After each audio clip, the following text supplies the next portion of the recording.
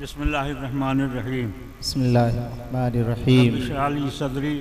رب اشرح لی صدری ویسر لی امری ویسر لی امری واحلل عقدۃ من لسانی واحلل عقدۃ من یفقہوا لسانی قولی یفقہوا قولی رب اشرح لی صدری رب اشرح لی صدری ویسر لی امری ویسر لی واحلل امری عقدۃ من لسانی یفقہوا قولی یفقہوا رب اشرح لی صدری ویسر لی امری واحلل عقدۃ من لسانی یفقہوا قولی سبحانک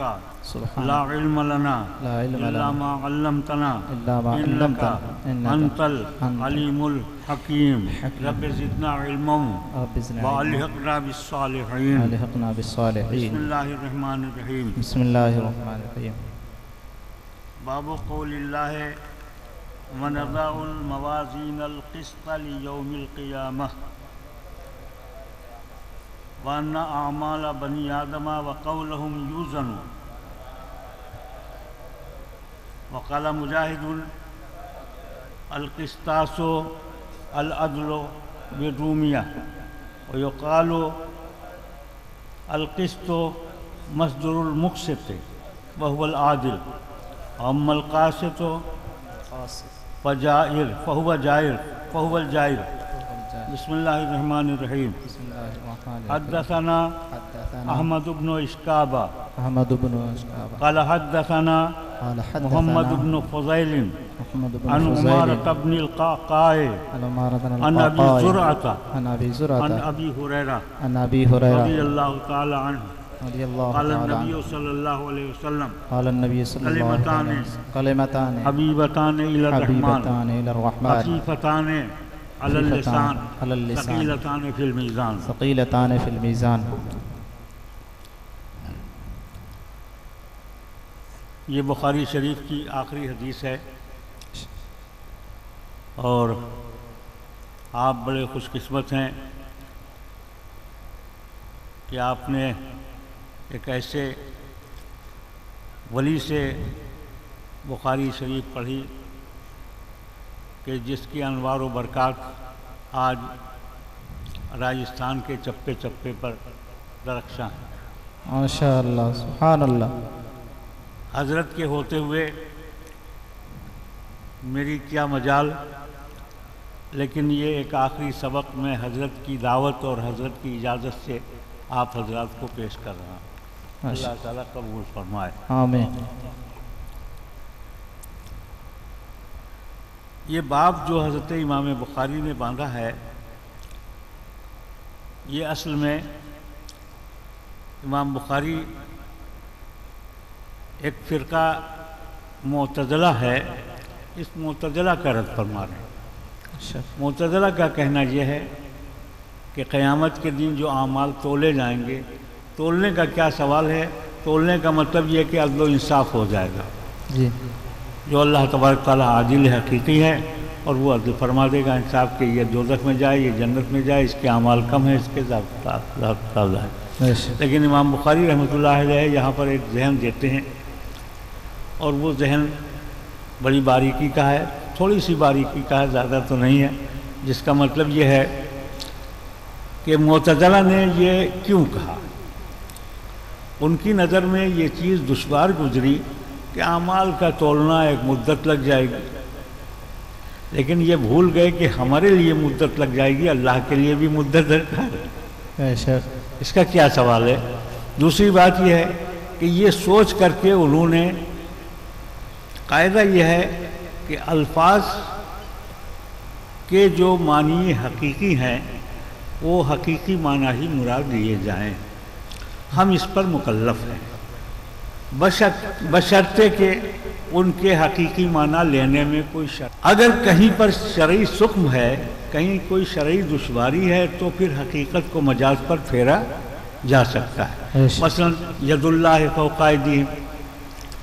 ما رمیت اذ رمیت ولکن اللہ رمی، یہ الفاظ ایسے ہیں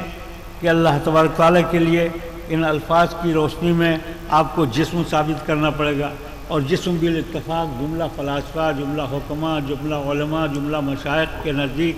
جسم حادث ہے، اور اللہ تبارک تعالیٰ حدوث سے پاک ہے۔ تو جب وہ حدوث سے پاک ہے تو پھر اس کے لیے ہاتھ ہونے کا کیا معنی؟ تو اس کے لیے تو اب وہاں پر یہ تعویل کی جائے گی کہ حقیقی معنی بمعنی حال جو ہم لوگوں کے ہیں وہ نہیں مراد ہو سکتے ہیں، یہ شرعی طور پر متعذر ہے، لہذا مجازی معنی لیے جائیں گے۔ اور مجازی معنی یہ آسانی سے آپ بول سکتے ہیں کہ کما یلیق بشان ہی، جیسا اس کی شان کے لائق ہے، تاکہ حدود سے بھی بری ہو جائے اور قدم کا مفہوم جو ہے وہ اپنی جگہ پر باقی رہے۔ یہ ایک مسلمہ قاعدہ ہے، اور اس مسلمہ قاعدے کی بنیاد پر امام بخاری یہ چاہتے ہیں کہ جب نضع موازین القسط آیا اور اللہ نے فرمایا کہ ہم عدل و انصاف کے ترازو رکھیں گے، تو اس کے حقیقی معنی لینے میں آپ کو کیا دشواری ہے جو مجاز کی طرف آپ پھیر رہے ہیں؟ یہ غلط کام ہے۔ جو حقیقی معنی آپ متعذر نہیں ہے، کوئی دشواری اس میں نہیں ہے، تو آپ کو حقیقی معنی ہی لینا چاہیے۔ اور اگر آپ نے اس بحث کے ہوتے ہوئے مجازی معنی لیے ہیں تو یہ آپ نے غلط کام کیا، ہم اس سے متفق نہیں ہیں۔ یہ ہوئی بات۔ تو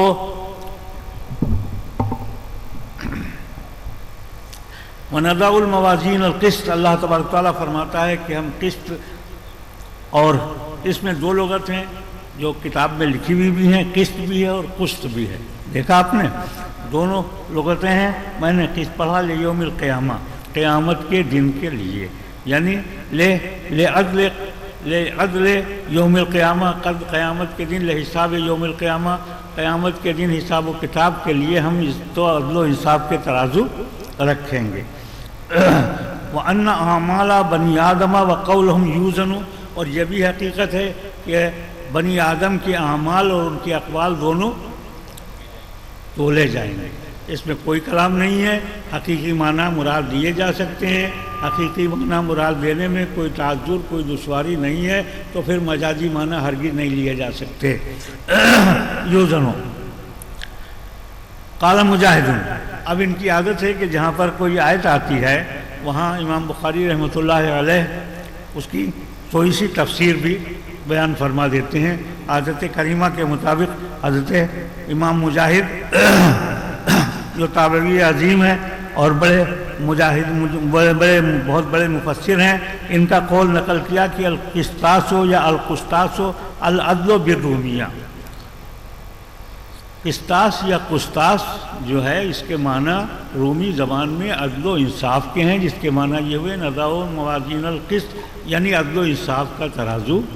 ہم رکھیں گے۔ یہ رومی زبان کا ہے، لیکن ایک بات یہ ہے کہ رومی زبان، قرآن تو عربی ہے نا، اِنَّا أَنزَلْنَاهُ قُرْآنًا عَرَبِيًّا لَعَلَّكُمْ تَعْقِلُونَ، ہم نے قرآن کو عربی میں نازل کیا، تو پھر یہ رومی زبان کیسے آیا؟ تو بات یہ ہے کہ رومی لفظ جو ہے جن کا یہ مفہوم نہیں ہے کہ یہ محض رومی ہے۔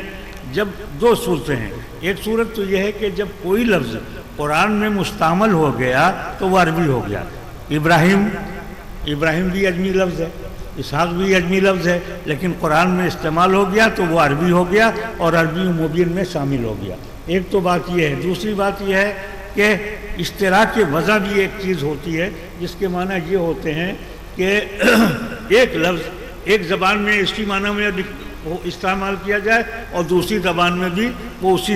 معنی میں استعمال کیا جائے، تو یہ بھی ممکن ہے کہ رومی کا آپ نے اظہار کیا، لیکن یہ کہ یہ اصل رومی اپنی جگہ پر ہے، عربی میں بھی اس کے معنی عدل و انصاف ہی کے، یہ بھی ایک تطبیق نہایت مناسب ہے اور یہی زیادہ اولا ہے۔ بہرحال العدل بالرومیہ، اور یہ کہ وہ عربی میں بھی مستعمل ہے۔ وہ یقال القسط، اور ایک تعویل یہ بھی اس کی گئی ہے کہ قسط جو ہے وہ مجرد کا جو مصدر ہوتا ہے، وہ مصدر کبھی وہ علم مصدر ہو کر کے اور مزید کا علم بن جاتا ہے، جیسے اقساط کا علم مصدر جو ہے وہ قسط مان لیا جائے، تو اب علم مصدر میں کوئی دشواری نہیں ہے، اور اس کا نتیجہ یہی ہوگا کہ گردان جو گردانی جائے گی وہ ثلاثی مزید ہی کی گردانی جائے گی، یعنی فعال ہی کی گردانی جائے گی۔ تو اس اعتبار سے اگر آپ اس پر نظر ڈالیے تو اس کا مطلب یہ ہو جائے گا کہ امام بخاری یہ فرماتے ہیں کہ قسط کا لفظ جو ہے یہ مصدر ہے، اور مصدر کس کا ہے؟ مقسط، جو باب افعال سے اسم فاعل ہے، اس کا مقسط ہے، اور اس کے معنی عادل کے آتے ہیں، اور یہ کہ یہ جو ہے یہ چونکہ متعدی کا مصدر ہے، اس لیے اس کی گردان میں کوئی فرق نہیں، نہ اس کے معنی میں کوئی فرق نہیں، معنی وہی ہوں گے جو متعدی اور ایک ساتھ کے ہیں۔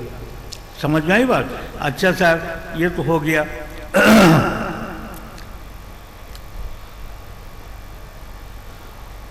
وَهُوَ الْعَدْلُ، اور اس کو آپ نے فرمایا کہ یہ عادل کے معنی میں ہے، مقسط عادل کے معنی میں ہے۔ اب ایک سوال یہاں پر یہ تھا کہ قرآن پاک میں آیا ہے کہ اَمَّا الْقَاسِطُونَ فَكَانُوا حَطَبَ جَهَنَّمَ، جو قاسط لوگ ہیں یہ جہنم کا ایندھن بنیں گے، تو قسط سے قاسط بنا۔ لیکن اگر قسط علم مصدر نہ ہو، مصدر محض ہو، تو اس کا اسم فاعل ضرور قاسط آئے گا، اور اگر قسط علم مصدر ہو کر کے مقسط کا علم مصدر ہے تو پھر اس کے معنی میں وہ استعمال نہیں ہوگا۔ تو یہی بحث یہاں پر لائے یہ، اور انہوں نے یہ کہا کہ لیکن قاسط مجرد جو ہے، قاسط مجرد جو ہے اس کے معنی جائر و ظالم کے ہیں، اول جائر یہ ظالم کے معنی میں ہے، اور یہ مجرد محض سے ہے، اس کا اس سے کوئی تعلق نہیں ہے۔ یہاں تک تو ایک لفظی بحث تھی۔ بخاری شریف کے بارے میں بات یہ ہے کہ سننے والے آپ حضرات بھی ہیں، علماء بھی ہیں، عوام بھی ہیں، تو اس سلسلے میں ہمارے اکابر کی اور ہمارے بزرگوں کی یہ کوشش رہی ہے کہ ختم بخاری کی تقریب میں کچھ ایسا بیان کیا جائے کہ جس سے سبھی لوگ محظوظ ہو سکیں۔ یہ ایک ضروری بات ہے۔ تو سب سے پہلی بات تو میں یہ عرض کروں گا کہ یہ کتاب حضرت امام بخاری نے ایک مدت دراز تک بے انتہا کوشش کر کے اور مرتب فرمائی، اور اس میں اس کے باوجود کہ کئی لاکھ صحیح حدیثیں امام بخاری رحمۃ اللہ علیہ کو یاد تھیں، اور ان میں سے یہ 4000 کے قریب مقررات شامل کر کے یہ حدیثیں بخاری شریف میں انتہائی ثقافت کے ساتھ، انتہائی احتیاط کے ساتھ احکام پر مرتب کر کے لکھا۔ اس کا مطلب یہ نہیں ہے کہ وہ 4 لاکھ حدیثیں جو امام بخاری کو یاد تھی، بھئی 4 لاکھ حدیثوں میں تاریخ بھی ہے، سیرت بھی ہے، امم ماضیہ کے حالات بھی ہیں، سبھی کچھ ہے، اور سب سے متعلق احادیث تھیں۔ امام بخاری کا مقصد صرف یہ تھا کہ ہم احکام جمع کریں، اور احکام جمع کرنے میں یہ ایک صحیح بات ہے جس کی احتیاط صحابہ کرام نے بھی رکھی۔ جہاں کہیں احکام کا مسئلہ آیا وہاں حدیث کو بہت مضبوطی کے ساتھ دیکھا گیا، بڑی احتیاط کے ساتھ دیکھا گیا۔ پھر کوئی سنت ثابت کی گئی، یا کوئی فرض ثابت کیا گیا، یا کوئی واجب ثابت کیا گیا ان حدیث سے، لیکن ان حدیث کی تائید تمام ثقہ صحابہ سے، تمام ثقہ راویوں سے ہوئی ہو، یہ ایک احتیاطی طور ہے اور احتیاطی تقاضا ہے، اور احتیاط کے اسی تقاضے کی بنیاد پر امام بخاری رحمۃ اللہ علیہ نے یہ کام کیا کہ جتنے احکام آپ نے لکھے ان احکام پر جو آپ کی نظر میں نہایت ہی صحیح اور ثقہ حدیثیں تھیں انہی سے آپ نے احکام کا استنباط کیا۔ اور اسی لیے اس کتاب کو اللہ تبارک تعالیٰ نے بڑی مقبولیت عطا فرمائی، اور مشائخ کا، محققین کا یہ قول ہے کہ اصح الکتب بعد کتاب اللہ الباری و صحیح البخاری، تمام اللہ کی کتاب کے بعد تمام کتابوں میں صحیح ترین کتاب بخاری ہے۔ یہی وہ مطلب نا، وہ صحیح البخاری، وہ صحیح بخاری سب سے زیادہ صحیح کتاب۔ لیکن صحیح کتاب کے یہ معنی نہیں ہوتے ہیں، یہ معنی نہیں ہوتے ہیں صحیح کتاب کے کہ ہر بات اگر صحیح ہے تو وہ واجب العمل بھی ہے، یہ کوئی ضروری نہیں ہے۔ بھائی صحیح تو یہ بھی ہے، صحیح تو یہ بھی ہے کہ لا تقربوا الصلاۃ، لیکن کیا اس پر عمل ہے؟ عمل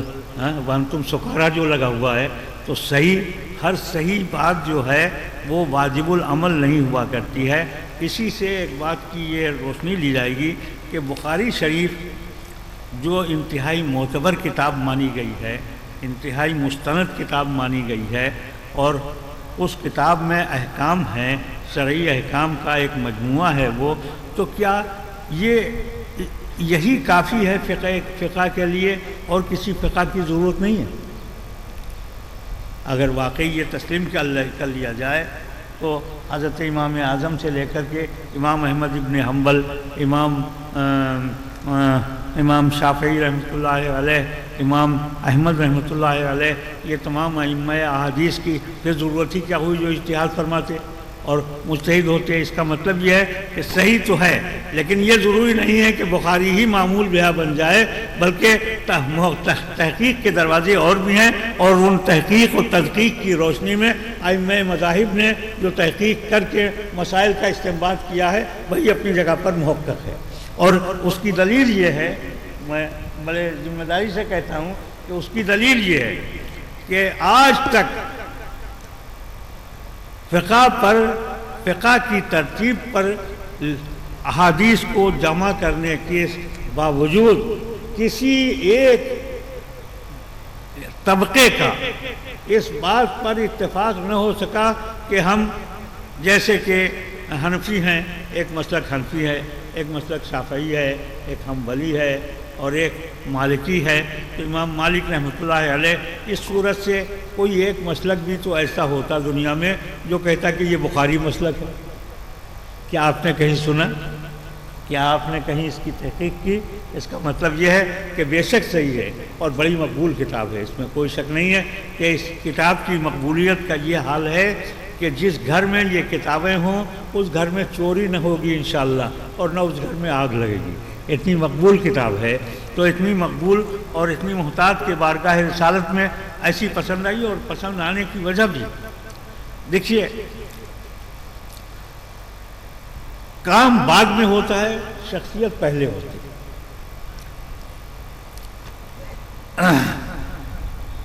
شخصیت منتخب ہوتی ہے، جس کو کہتے ہیں ہر کاررہ مرد۔ پہلے مرد کا وجود ہوتا ہے، پھر کام کا وجود ہوتا ہے، اور جس کام کے لیے جس مرد کی تخلیق ہوتی ہے اس کام کی اس کو توفیق و صلاحیت بھی اللہ تبارک تعالیٰ کی جانب سے دی جاتی ہے۔ یہ آپ اس کو تسلیم ہے کہ نہیں تسلیم ہے؟ یہی بات ہے بھائی۔ دیکھیے نا کہ کیا آپ یہ کہہ سکتے ہیں کہ عیسیٰ علیہ السلام ایسے ہی وادی سینا میں گھوم رہے تھے، نبی بنا دیے گئے؟ علم الہی میں کچھ نہیں تھا۔ موسیٰ علیہ السلام ایسے ہی ٹہل رہے تھے، عیسیٰ علیہ السلام ایسے نہیں، بلکہ ازل سے ہی علم الہی میں یہ تھا کہ یہ فلاں جگہ کا نبی ہوگا، یہ فلاں جگہ کا رسول ہوگا، اور اس کو رسالت کے لائق یہ صلاحیت دی جائے گی، یہ صلاحیت دی جائے گی، یہ صلاحیت دی جائے گی، یہاں تک کہ سب سے آخر میں جب دفتر نبوت ختم ہو گیا اور خاتم الانبیاء پیدا ہوئے تو ختم کی ساری صلاحیتیں ان میں وضعیت فرمائی گئیں، اور پھر انہیں پیدا فرمایا گیا، پھر انہیں بھیجا گیا۔ یہ قاعدہ ہے، ایک دستور ہے۔ تو امام بخاری دیکھیے، ایک معمولی سی بات ہے، ایک دن بچپن میں آپ نے خواب دیکھا، بالکل بچپن نہیں تھا، کہ سرکار دو عالم صلی اللہ علیہ وسلم جلوہ فرما ہے، زیارت ہوئی، کیسی خوش نصیبی کی بات ہے، اور یہ بھی دیکھ رہے ہیں کہ سرکار کے جسم اقدس پر مکھیاں بیٹھنے کی کوشش کر رہی ہیں، اور امام بخاری ہیں جو اس بات کو برداشت نہیں کر سکے، اور انہوں نے مربح طاؤسی مورچھل کا پنکھا لیا اور اس سے سرکار کے جسم اقدس سے ان مکھیوں کو بھگانے لگے۔ فوراً آنکھ کھل گئی، بے حد پریشان ہوئے، سرکار کے جسم اقدس پر مکھیوں کا کیا وجود ہے، کیا سوال ہے؟ وہاں تو نہ مکی ہے، نہ سایہ ہے، نہ کچھ ہے، یہ کیسا خواب میں نے دیکھا؟ بہت پریشان ہوئے۔ لیکن وہ دور اہل علم کا دور تھا، بزرگوں کا علم کے سمندر تھے وہ لوگ، معرفت بھی تھی، حقیقت بھی تھی، تصور بھی تھا، اور شریعت بھی تھی۔ وہ اپنے وقت کے اہم علماء کرام کی جانب رجوع کیا، اور رجوع کر کے انہوں نے اپنا خواب بیان کیا۔ تو خواب کی تعبیر دینے والوں نے تعبیر دی کہ امام بخاری، اللہ تعالیٰ تم سے ایسا کام لے گا، اور وہ کام یہ ہے کہ تم حدیثوں کی خدمت کرو گے، اور حدیثوں میں جو آج کل ردب و یابس لوگوں نے ملا رکھا ہے، اس ردب و یابس کو چھاڑ کر ردب الگ کر لو گے، یابس الگ کر دو گے۔ سبحان اللہ۔ تو بشارت پہلے ہی سے مل گئی کہ یہ کام کریں گے، اور نتیجہ یہ ہے کہ اسی کام کے لیے یہ کوئی آسان بات نہیں ہے کہ 4 لاکھ حدیثیں کسی انسان کو زبانی یاد ہوں۔ ہم سے 10 حدیثیں بھی نہیں یاد کر ملتی ہیں، اور وہاں 4 لاکھ حدیثیں، لیکن کمال کی ذہانت تھی، کلام کا حافظہ تھا۔ ایک دن امام بخاری رحمۃ اللہ علیہ کا کچھ محدثین نے امتحان لیا، تو امتحان کے سلسلے میں سب نے آپس میں مشورہ کیا اور امام بخاری وہاں پر موجود تھے، ان کے سامنے چند حدیثیں پڑھی، لیکن سند میں تبدیلی پیدا کی، اول کو آخر میں کر دیا، آخر کو اول میں کر دیا، اور قریب قریب یہ 20 یا 30 آدمی تھے جنہوں نے یہ آزمائش کے لیے ایسا کیا، کوئی عناد کے لیے نہیں بلکہ امام بخاری کی ذہانت کو آزمانے کے لیے۔ اور امام بخاری ہر ایک کی بات سنتے رہے، سنتے سنتے جب سب ختم ہو گئے تو آپ نے پہلے سے شروع کیا، اما انتا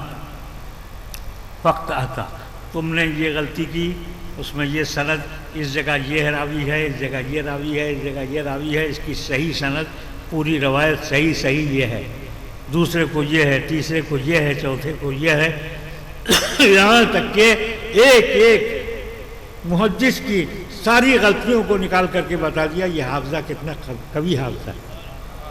کتنا عظیم حافظہ ہے، اور اس میں علم حدیث میں اللہ تعالیٰ نے کیا مرکہ امام بخاری رحمۃ اللہ علیہ کو دیا تھا۔ یہاں ایک سوال یہ ہے جو ضرور آئے گا، اور میں عموماً جہاں بھی ختم بخاری کی محفل میں شریک ہوتا ہوں تو میں کہہ دیتا ہوں، دوسرے اکابر کا مجھے نہیں معلوم کہ وہ بھی ایسا کرتے ہیں یا نہیں کرتے ہیں، لیکن یہ ہے کہ ایک بڑا اشکال یہاں پر یہ پیدا ہو جاتا ہے کہ ہم حنفی ہیں اور ہم از اول تا آخر حضرت امام اعظم ابو حنیفہ رحمۃ اللہ علیہ کی فقہ کے تابع، یہی ہے نا؟ تو اگر بخاری شریف واقعی، ویسے جواب میں دے چکا ہوں ابھی کہ ہر صحیح کے لیے ضرور نہیں کہ واجب العمل ہو، لیکن واقعی اگر صحیح بخاری ہے تو پھر اسی کو کیوں نہ معمول بہا بنا دیا جائے؟ پھر مذہب حنفی کی کیا ضرورت ہے؟ اور پھر یہ سوال بھی امام بخاری سے ہو سکتا ہے کہ پھر آپ نے جا بجا امام اعظم ابو حنیفہ رحمۃ اللہ علیہ سے اختلاف کیا ہے، اور اختلاف میں بھی آپ نے شدت اختیار کی ہے، بعض الناس کا قول کیا ہے، آپ نے اتنی شدت اختلاف میں آپ نے پیدا کی ہے، تو پھر آخر سوال یہ ہے کہ آپ کو کیا ضرورت تھی یہ کتاب لکھنے کی؟ امام اعظم کا ہی کی فقہ کافی تھی،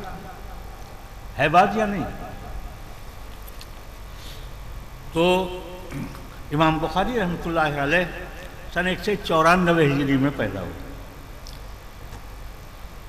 امام اعظم ابو حنیفہ رحمۃ اللہ علیہ سن 80 ہجری میں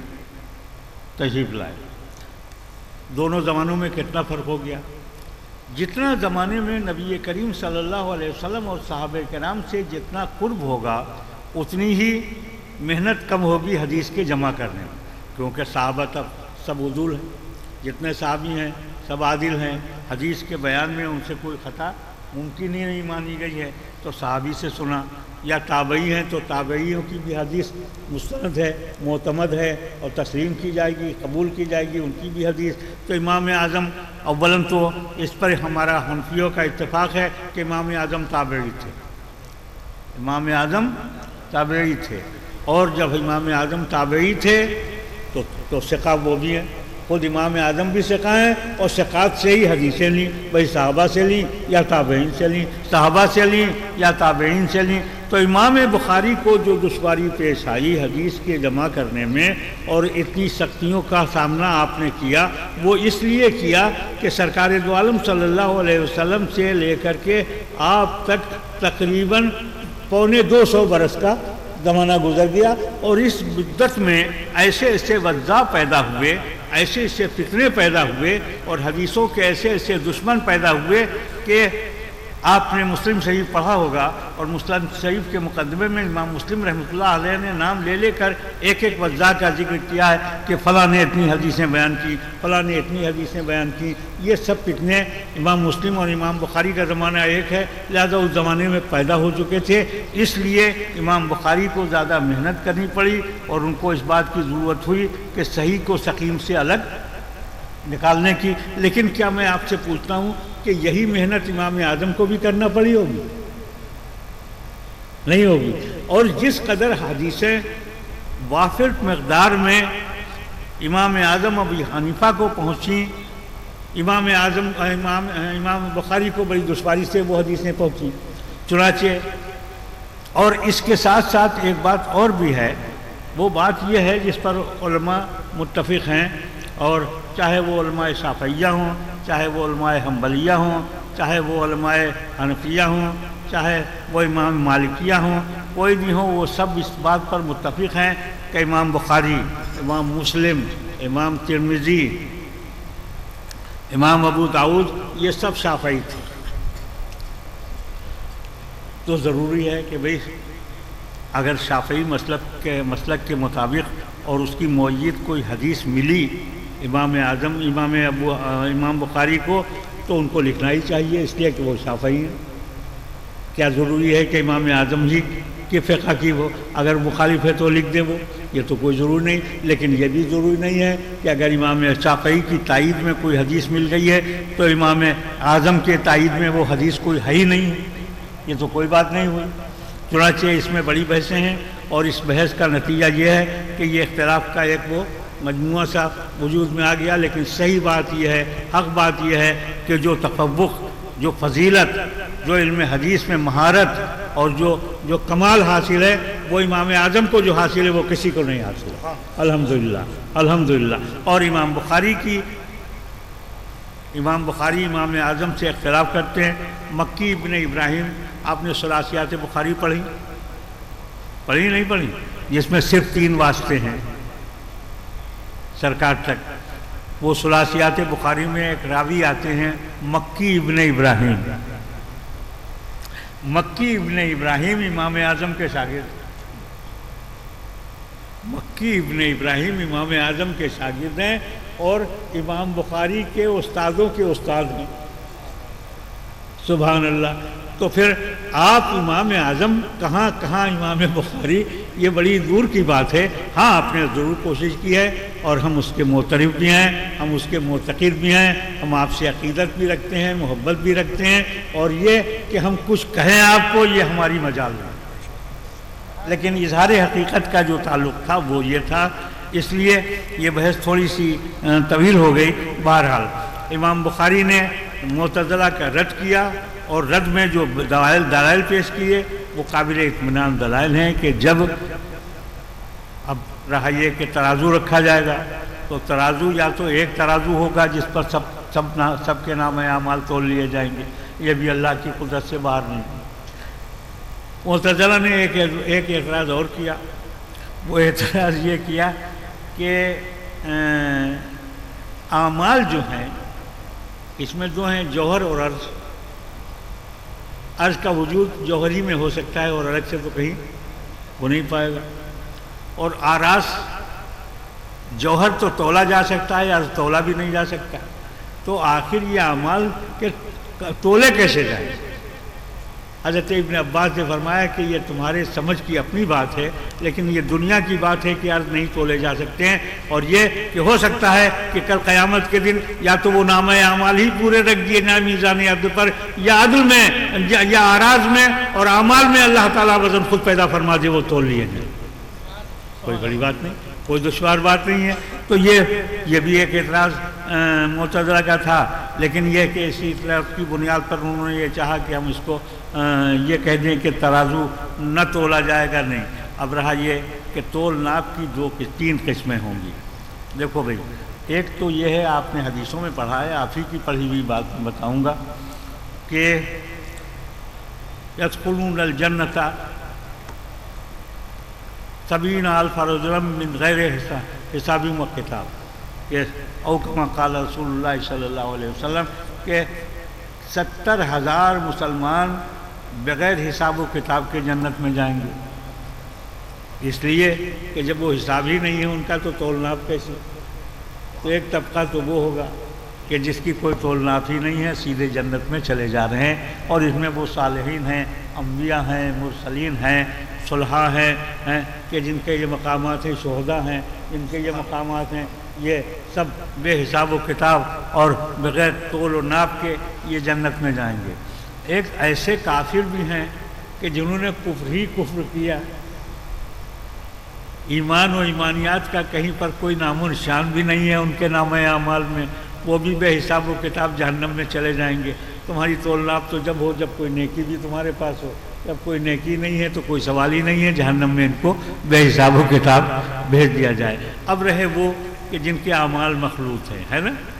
تو مخلوط اعمال والے جتنے بھی ہوں گے، چاہے وہ مومن ہوں چاہے کافر ہوں، ان کی تول ناپ کے لیے، اس لیے کہ اللہ تبارک تعالیٰ اس دن صفت عدل میں بکمال بدرجہ کمال و اتم جلوہ فرما ہوگا۔ اور عدل تو ایک بڑی ایسی چیز ہے، دیکھیے عدل، امام فخر الدین رازی رحمۃ اللہ علیہ نے عدل کی ایک بات بتائی اور بڑی اچھی بات بتائی، بہت سی قسمیں نکالی۔ اس میں یہ کہا کہ اللہ تبارک تعالیٰ ایسا عادل ہے کہ جو عزم بنایا، جتنا بنایا اس سے کم میں بھی نقص ہے اور اس سے زیادہ میں بھی نقص ہے۔ آپ دیکھ لیں، زبان ہے یہ، تلاوت قرآن پاک کرتے ہیں، لیکن ایک چھوٹا سا ٹکڑا بھی اگر زبان پہ آ جائے تو تلاوت میں فرق پیدا ہو جاتا ہے، نہیں، الفاظ کی ادائیگی میں فرق، یہ عدل کا کمال ہے۔ اللہ تعالیٰ اس دن صفت عدل میں بدرجہ کمال پر رہا ہوگا، اور کمال احتیاط سے بندے کو کہیں پر یہ کہنے کا موقع نہ ملے، یہاں تک کہ وہ حاکم حقیقی ہے۔ وہ فرماتے ہیں کہ ہم ساری دنیا کو جہنم میں بھیج دیں، ہم سے کون پوچھنے والا ہے؟ کون ہے جو ہمارا محاسبہ کرے گا؟ ہم ساری دنیا کو جنت میں بھیج دیں تو کون ہے جو ہم سے پوچھے گا؟ وہی مالک ہے، اور جب مالک حقیقی ہے تو اس کی شان بھی یہی ہے کہ ملک اس کی ہے، دوسرے کو بولنے کی کیا مجال ہے؟ کوئی نہیں ہو سکتا ہے۔ لیکن عدل کا تقاضا پورا فرمایا جا رہا ہے، تو فرمایا جاتا ہے الیوم نختم علی افواہہم وتکلمنا ایدیہم وتشہد ارجلہم۔ آج کے دن کچھ ایسے بھی ضدی لوگ ہوں گے، کچھ ایسے بھی بہانے باز ہوں گے، کچھ ایسے بھی معاند ہوں گے کہ جو کہہ دیں گے ہم نے یہ خطا کی نہیں، ہم نے یہ خطا ہی نہیں کی۔ یہ سب آپ کا لکھا ہوا، یہ جو فرشتے کرامن کاتبین نے جو کچھ لکھا ہے، ہم اس کو تسلیم ہی نہیں کرتے، تو اللہ تعالیٰ ان کے منہ پر مہر لگا دے گا، اور ہاتھوں کو حکم دے گا تو ہاتھ گواہی دیں گے ہم نے یہ برائی کی، ہم نے یہ اچھائی کی، ہم نے یہ برائی کی، ہم نے یہ اچھائی کی۔ منہ پر مہر لگائی جائے گی اور ان کے پیر گواہی دینے لگیں گے کہ ہم نے یہ خطا کی، ہم نے یہ خطا کی۔ یہ تقاضے عدل ہے نا، ورنہ وہاں کیا ضرورت ہے اس کی؟ وہ عادل حقیقی صفت عدل میں جلوہ فرما ہوں گے اور عدل کے سارے تقاضے پورے ہوں گے۔ میزان عدل رکھا جائے گا، جبرائیل کو اس کا حاکم اعلیٰ بنایا جائے گا۔ جبرائیل تم دیکھو، آدم علیہ السلام بھی وہاں پر جلوہ فرما ہوں گے، اور آدم دیکھ لو تمہاری ذریت کے اعمال تولے جا رہے ہیں، کوئی کمی تو نہیں ہے، کوئی نقص تو نہیں ہے، یہ اس کا کمال ہے، عدل کی کوئی بات نہیں۔ اللہم صلی علی سیدنا مولانا محمد وعلی آل سیدنا مولانا محمد مبارک وسلم۔ حضور مجھے ٹائم بتائیے آپ کتنا آتا ہے؟ اصل کا ٹائم ہو رہا ہے 15 منٹ۔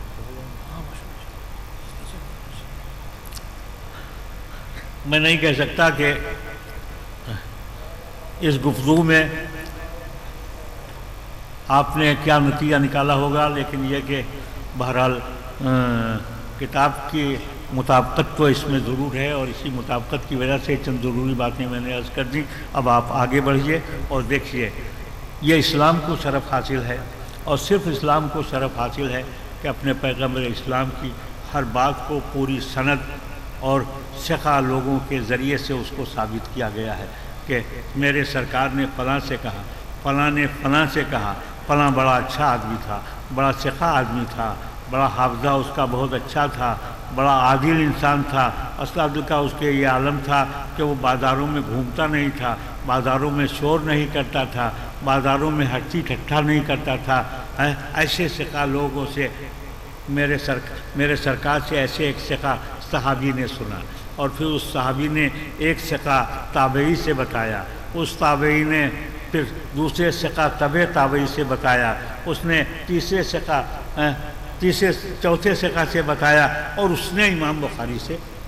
بتایا۔ اب امام بخاری پر آگے سند کی ضرورت نہیں، جب کتاب ہی مرتب ہو گئی اور امت کا اجماع ہو گیا کہ یہ امام بخاری کی کتاب ہے اور اس میں لکھی ہوئی ساری سندیں امام بخاری کی لکھی ہوئی ہیں، تو آگے سند کی اب کوئی ضرورت نہیں رہتی ہے، جس کا جی چاہے بخاری پڑھ لے، تمام ہو گئی۔ تو یہ ہے، لیکن یہ شرف اسلام کو حاصل ہے۔ کوئی مذہب یہ نہیں کہہ سکتا ہے کہ اتنی مضبوطی کے ساتھ اپنے پیغمبر یا اپنے پیشوا یا اپنے رہبر کی کوئی بات ثابت کر دے۔ الحمدللہ ہم مسلمانوں کو یہ فخر حاصل ہے کہ اتنی ذمہ داری کے ساتھ، چنانچہ دیکھو حدثنا احمد بن اشکاب، سبحان اللہ، حدیث لکھی، پہلی حدیث لکھی تو بڑی پیاری لکھی اور حضرت عمر ابن خطاب سے روایت کی حدیث منبریہ، اور وہاں پر اب نیت کی بات ہوئی، الاعمال بالنیات، تو نیت ہے،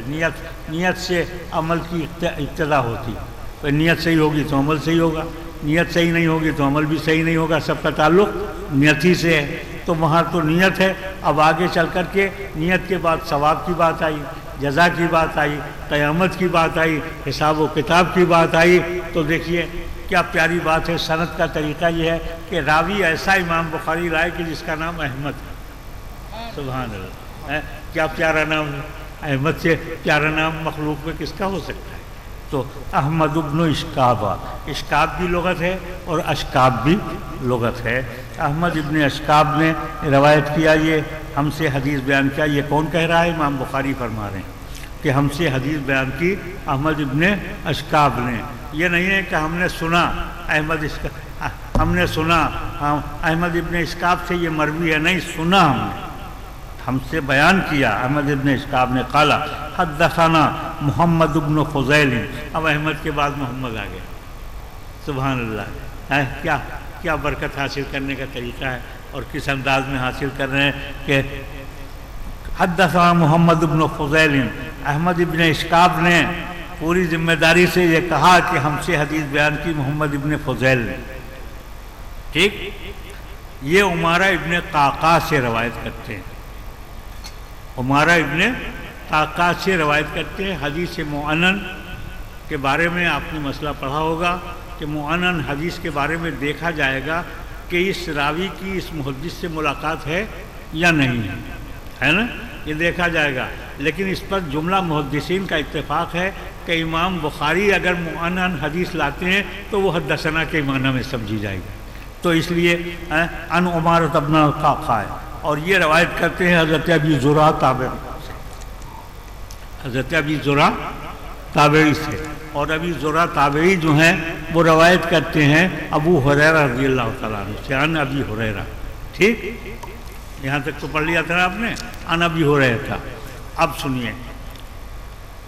کہا ابو ہریرہ رضی اللہ تعالیٰ عنہ نے، قال النبی صلی اللہ علیہ وسلم،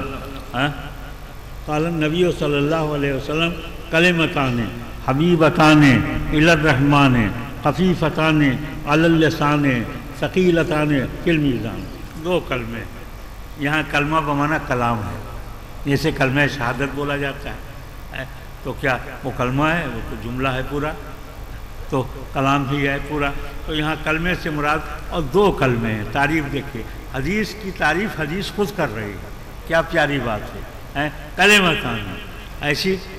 کیسے پیارے جملے ہوں گے وہ کہ جس کی تعریف خود تعریف سرکار دو عالم صلی اللہ علیہ وسلم فرما رہے ہیں، اور یہ کہ سرکار دو عالم صلی اللہ علیہ وسلم جو کچھ بھی فرما رہے ہیں وہ وما ينطق عن الهوى ان هو الا وحی یوحی، تو کیا گویا اللہ تعالیٰ خود فرما رہا ہے ان کلموں کو، تو یہ کلمے کیسے اللہ تعالیٰ کو محبوب ہیں، کیسے اللہ تعالیٰ کو پسند ہیں، اور پھر اس کی وضاحت بھی اس میں، کلمتان حبیبتان الی الرحمن، یہ دو کلمے ہیں اور بہت محبوب ہیں اللہ، کیا مطلب؟ ان کا پڑھنے والا اللہ تعالیٰ کی بارگاہ میں بڑا محبوب ہے۔ اللہ تبارک اور رحمان صفت لا کر کے اور بتا دیا گیا کہ ایسا محبوب ہے، ایسا محبوب ہے کہ جیسے رحمان میں رحم کا مبالغہ ہے تو پھر اس کے اوپر رحم و کرم کی بارشیں ہوتی رہیں گی جو ان کلمات کو پڑھے گا۔ اور سنیے، اور کوئی آسان کتنے ہیں، یہ اللہ رحمان کو محبوب ہیں اور زبان پر ادا کرنے میں اتنے مختصر ہیں کہ ایک سیکنڈ میں قصہ ختم، ایک سیکنڈ میں ادا کر لیا، اور ڈھیروں سمندر کے برابر، پہاڑ کے برابر پہاڑ لوٹ لائے الحمدللہ۔ تو خفیفتان علی اللسان، زبان پر ادا کرنے میں بڑے خفیف ہیں۔ میں نے اس پر غور کیا تو آج آپ کے یہاں قرأت کی بھی سند تقسیم ہوئی، میں نے دستخط کیا الحمدللہ۔ قاری حضرات ہیں، قاری حضرات میں اگر آپ لوگوں بھی ہوں تو آپ لوگ بھی جانتے ہیں کہ حروف کی قسمیں نکالی ہیں قرآن نے، شدہ اور رخوہ ہے نا، نرم الفاظ ملائم الفاظ، اس میں جب آپ تلاش کریں گے تو رخوہ کی تعداد اس میں بہت زیادہ ملے گی، اس اعتبار سے بھی یہ خفیف ہیں، آسان ہیں، زبان پر ادا کرنے میں نہایت آسان، خفیفتان علی اللسان، زبان پر ادا کرنے میں نہایت ہی خفیف، اور حال یہ ہے کہ اتنے آسان الفاظ، اور اگر یہ نامہ اعمال پر رکھ دیے جائیں تو ثقیلتان فی المیزان، واللہ میزان پہ اس کا ثواب رکھ دیا جائے تو میزان بھاری پڑ جائے گا، زمین و آسمان کے درمیان جتنے بھی چیزیں ہیں، زمین و آسمان کے مابین اس کا ثواب رکھ دیا جائے تو بھی عظیم ہو جائے گا۔ اللہ اکبر۔ اور دیکھو اب آپ خود بھی دیکھ لو کہ ان کن کلمات کی تعریف کی گئی ہے، واقعی وہ کلمات ایسے ہیں بھی یا نہیں ہیں؟ سبحان اللہ و بحمدہ، سبحان اللہ العظیم، ایک سیکنڈ بھی تو نہیں لگا، سبحان اللہ و بحمدہ، سبحان اللہ العظیم۔ نہ زبان پر کوئی ثقل ہے، نہ زکتہ ہے، نہ جھٹکا ہے، زبان پر آسانی سے ادا بھی ہو رہے ہیں۔ رحمان کی بارگاہ میں یہ اور اس کی فضیلت میں یہ فرمایا گیا کہ 100 دفعہ جو کوئی روزانہ اس کو پڑھ لیا کرے گا ان کلمات کو، تو ہر بڑی سے بڑی مشکل اللہ تعالیٰ اس کی انشاءاللہ آسان کر دے۔ یہ بھی اس کی فضیلت میں ہے۔ سبحان اللہ، پاکی ہے اللہ کے لیے، پاکی ہے اللہ کے لیے، بے شک اللہ ہی پاک ہے، اور اس نے اپنی صفت اپنے کلام میں بار بار جا بجا ارشاد فرمائی پاک ہے۔ کاہے سے پاک ہے بھائی؟ نقص سے پاک ہے نا، عیب سے پاک ہے، نقصان سے پاک ہے۔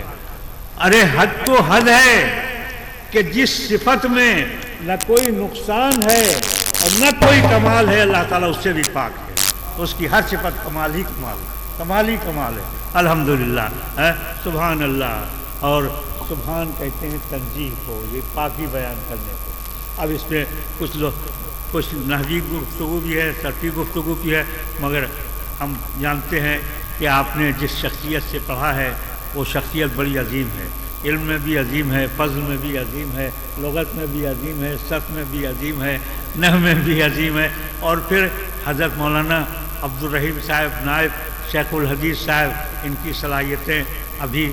خطبے میں بیان کی گئیں کہ کیا کتاب لکھی ہے آپ نے اور کیا خوبیاں اس میں رکھی ہیں، اور علم حدیث میں، اور میری مولانا سے گفتگو بھی ہوئی ماشاءاللہ۔ پیر صاحب نے جو عملہ جمع کیا ہے پڑھانے کے لیے وہ بھی بہت کامل ہے، اور طلبہ بھی ہیں، دیکھیے یہ طلبہ ہیں ہمارے، آپ لوگ دیکھ سکتے ہیں کہ ان کے سر پر سنت رسول سجی ہوئی ہے، امامہ سجا ہو۔ آج کل تو اس سنت کے دشمن گلی گلی پھر رہے،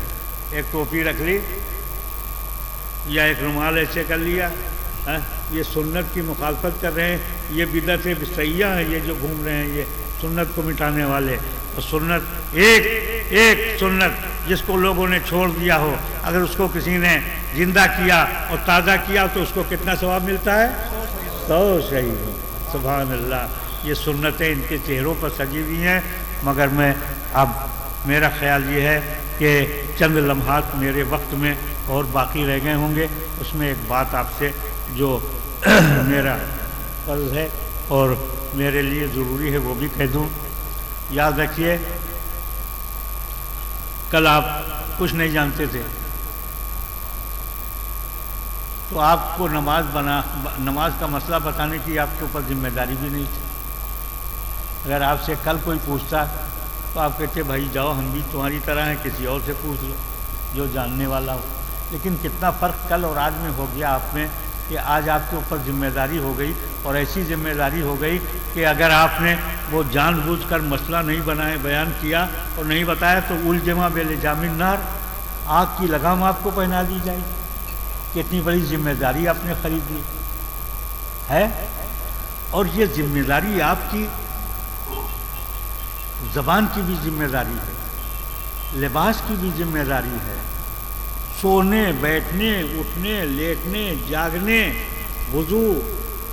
اور قدم چلنے کی بھی ذمہ داری ہے، کوئی قدم آپ کا لغزش نہ کرنے پائے، اس لیے کہ اب آپ مقتدی ہیں، لوگ مقتدی ہیں، جو آپ کریں گے وہ لوگ کریں گے۔ تو لہٰذا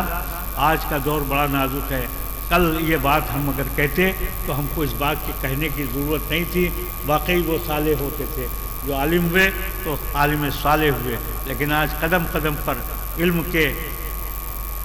رہزن پھر رہے ہیں اور حدیث اور شریعت کے رہزن پھر رہے ہیں، جو ہمیں آپ کو بہکاتے ہیں، بہلاتے ہیں، ادھر ادھر کی باتیں کرتے ہیں، نقص نکالتے ہیں، نقطے نکالتے ہیں۔ اس لیے آج اس بات کی بڑی ذمہ داری ہے کہ آپ کا کوئی قدم لغزش میں نہ جائے، کتاب و سنت کی روشنی میں آپ کو اپنی زندگی کو اپنانا ہے، اسی میزان پر آپ کو معتدل رہنا ہے۔ اور یہ یاد رکھیے، حضرت مولانا شاہ مفتی سردار احمد صاحب محدث پاکستان رحمۃ اللہ علیہ نے ایک بات فرمائی، وہ بات میں آپ کو دیتا ہوں، شاید حضرت نے دی ہو، آپ کو ضرور دی ہوگی، کہ جہاں آپ کی بے عزتی ہو، جہاں آپ کی بے عزتی ہو لیکن آپ کی بے عزتی میں آپ کے دین کی عزت ہو، تو بے عزتی گوارا کر لیں اور دین کی عظمت کو بلند کر لیں۔ اور جہاں آپ کو منبر پر بٹھایا جائے، جہاں آپ کو تاج پہنایا جائے، جہاں آپ کو عزت و اقبال کا سرٹیفکیٹ دیا جائے، لیکن وہاں آپ کو اپنے دین کو پامال کر کے وہ سرٹیفکیٹ لینا پڑے، تو اس کو ٹھوکر مار دیجئے اور طے کر لیجئے کہ ہمیں ایسی عزت نہیں چاہیے، ہمیں وہ عزت چاہیے جس میں دین کی عزت۔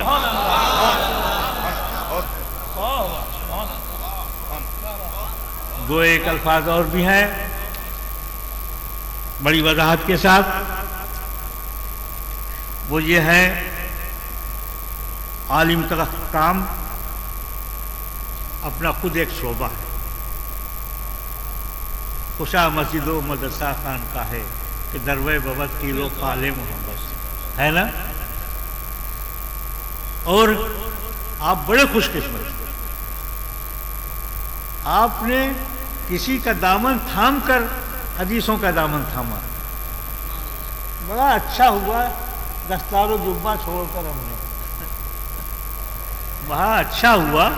دستار و جبہ چھوڑ کر ہم نے کسی بندے کا بندہ ہو کے کی ہے بندگی میں نے، اس میں فیض در فیض ہے، فیض در فیض ہے، فیض در فیض ہے۔ اور اس فیض میں یہ یاد رکھو کہ جو بات آپ کی سمجھ میں نہ آئے، سادی وہ حافظ شیرازی کہتے ہیں میں سجادہ رنگی کنگرت پیرے مغاں گویا، اگر شیخ کامل ہے، اس کے کمال کو آپ نے آزما لیا ہے ہر پہلو سے، اس کے رشک کو اور اس کی رساخت کو ہر پہلو سے جان لیا ہے کہ یہ نقص سے بری ہے، تو اگر وہ کہتا ہے کہ رنگین کر لو میں اپنا سجادہ، تو رنگین کر لو، کوئی غرض نہیں ہے۔ وہ جانتا ہے کہ سالک بے خبر نبوت یہ رسم و راہ منزل ہے، یہ اس کی اپنی مصلحت ہے، لیکن شیخ کی پیر کی ہر مصلحت مرید کی سمجھ میں آ جائے یہ بھی کوئی ضروری نہیں ہے، لہذا جہاں سمجھ میں آئے وہاں چلیے، اور جہاں سمجھ میں نہ آئے وہاں یا تو پوچھ لیجئے اور یا پھر خاموش ہو جائیے، تقلید میں نہ جائیے گا۔ حضور غلط تو نہیں؟ تقلید میں نہ جائیے گا، اس لیے کہ آپ کی تقلید غلط ہو جائے گی۔ وہ تو رسم و راہ کو جانتے ہیں کہ فلاں آگے اسلام کے دشمن لگے ہوئے ہیں، وہ ہمارے قافلے کو لوٹ لیں گے، اگر جانیں گے کہ مسلمان ہیں تو بھیا رنگ لو اس کو، میں رنگ لو مسلح کو، تاکہ وہ کچھ اور سمجھیں اور ہم آسانی سے نکل جائیں۔ لیکن تم کیسے سمجھو گے یہ، اور تم کیا جانو گے اس راز کو؟ تو وہاں آپ خاموش ہو جائیے۔ تو ایک بات آخری بات ہے، آج کا دور ایسا ہے کہ علماء سیاست میں ڈوبے چلے جا رہے ہیں۔ سیاست مفاد انسانیت کا، آبروئے دین و ملت بھی، مفاد انسانیت کا آبروئے دین و ملت بھی، سیاست پر غرض ہر چیز قربہ ہے جہاں میں ہوں، لیکن تم سیاست سے دور رہے، اپنے مشائخ کے نقش قدم پر رہنا۔ مجھے یہ کہنے کا حق اس لیے پہنچتا ہے کہ میں نے آخری حدیث آپ کو پڑھائی ہے، تو میں بھی آپ کا آخری حدیث کا ایک حدیث کا تو استاد ہوا نا، تو استاد کا کچھ فرض ہوتا ہے، وہ میں نے آپ کو بتا دیا۔ اللہ تعالیٰ قبول کرنے کی صلاحیت عطا فرمائے۔ سیاست میں کبھی قدم نہ رکھیے، سیاست سیاسی لوگوں سے کبھی رابطہ نہ رکھیے، اور اگر رابطہ رکھیے تو ایسے ہی رابطہ رکھیے جیسے استنجا کرنے کو استنجا خانے جاتے ہیں، مجبوری کو چلے گئے اور جلدی سے نکل آتے ہیں حاجت پوری کر کے، یہی حاجت ان سے پوری کر کے چلے جائیے، اور اپنی غرض